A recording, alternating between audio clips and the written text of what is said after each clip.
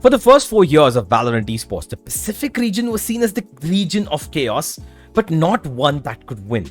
Potential, a lot. Aim, cracked AF. Big moments, absolutely. But the end product to secure silverware always seemed to be getting away. Both EMEA and Americas had shared all of the international trophies between them from 2021 to 2023.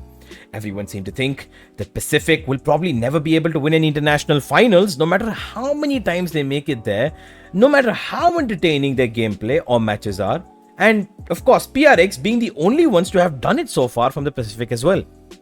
DRX have a podium finish in Champions 2022, but have never made it to an international grand final yet. But last year, 2024, changed everything. This is like we already spoke about this roster today.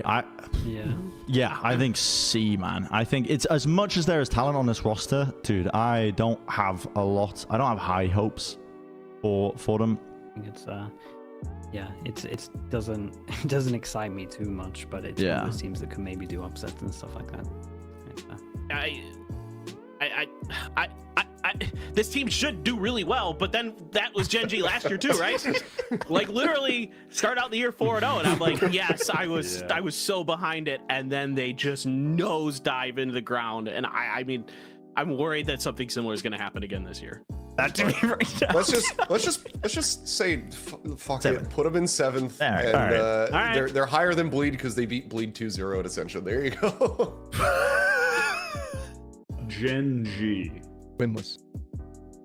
No, they're not fucking winless. They're not winless. Minimum match. Yeah, I think they're minimum match there.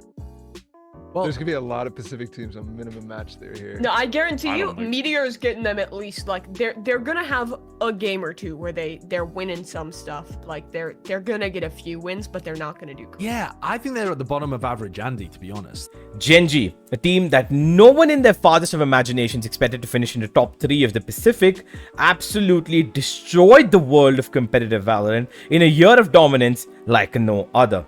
It rivals Fnatic's 2023 run, and dare I say, they did it better because what they achieved laid the foundation for Pacific's rise to the absolute top. Gen.G's first bout as a team proved to be a massive success after winning the Pacific kickoff, beating the ever-loving favorites of the Pacific DRX and PRX, and finishing 2nd in Masters Madrid in stunning fashion, and then upping that to win Pacific's first ever international trophy, Masters Shanghai, after finishing 2nd in Pacific Stage 1. But even that wasn't enough, as they secured the VCT Pacific Stage 2 trophy before having a clearly tiresome and early exit from Champion Seoul. The last part didn't matter. Why? Because of the way this team played. The Valorant at display earned them 3 trophies in a single year and 2 second place finishes as well. When have you heard of such dominance in Valorant esports? In all its years that it's been alive. This set precedence to the fact that if Gen.G can do it, so can the rest of the Pacific. And in 2025, that trend only seems to be getting stronger waves. DRX and T1 are absolutely on a roll in this year's kickoff, both seemingly looking like the best teams in the world with the way they commanded every single map. In the final, with a thrilling draw, DRX took their first ever VCT Pacific trophy home, as both the Korean powerhouses qualified for Masters Bangkok. It wasn't going to be easy though, especially with the likes of Vitality, Liquid being superstar teams looking to conquer it all, and of course G2's surge of power alongside the current world champions EDG looking to win their first Masters and write history as it happens. Even when entering the tournament, most of the Pacific thought that DRX would be the one to take a step ahead of T1, but in fact, T1 ended up being the only C2 team qualifying from any region for the playoffs, as G2, Vitality and EDG soared past their group stage matches. And to think that T1 lost their opening game to Vitality and had to beat DRX to reach the top 4. Quite the story. With every game, they got stronger. With every game, Pacific's belief got stronger. Even in the playoffs, they lost their opening game to EDG and made a lower bracket run against all odds against the top 3 teams of the world, beating all of them and giving them one of the best Valorant esports finals yet, against G2 in a best of 5 that took a gruesome 122 rounds to earn them that Masters Bangkok trophy. Everyone was in absolute awe of what T1 had achieved, especially because their core of Stacks and Buzz, who have been playing together for years and years, finally laid their hands on an international trophy. This is why the Pacific region is the best in the world right now. Still don't get it? The story, the emotion, the background. The story of how a team that literally no one said could do anything last year, no one even looked at them or saw them as anything more than just a mid-table Pacific team, ended up going on Valorant's most successful competitive run in a year yet.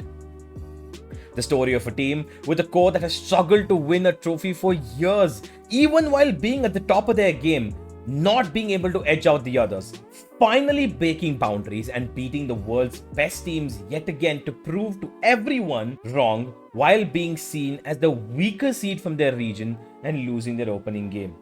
The mini stories that keep coming out of this region, from Paper X's run in Copenhagen, DRX's crazy runs in Champions 2022, and so many more.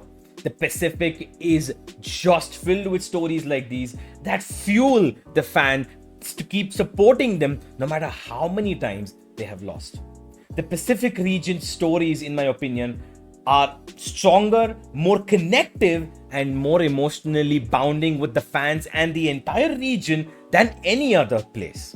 We have more reasons to prove ourselves, we have more to fight for, and we currently play the best Valorant in the world. It's the stories that are propelling us to be the best. And another one of these seems to be developing. Boom Esports is getting stronger and stronger with every game they play, having already beaten some of the Pacific's best with ease. They very well could make Masters Toronto with this run of form, once again writing a story no one even expected to hear in their wildest dreams. DRX is getting stronger, Boom is here to stay, Talon didn't even flinch after changing 2 big players from their roster and want to win it all being fully Thai. Still think the Pacific isn't the best region in the world? Might wanna rethink that again. Who's the best team in Korea now?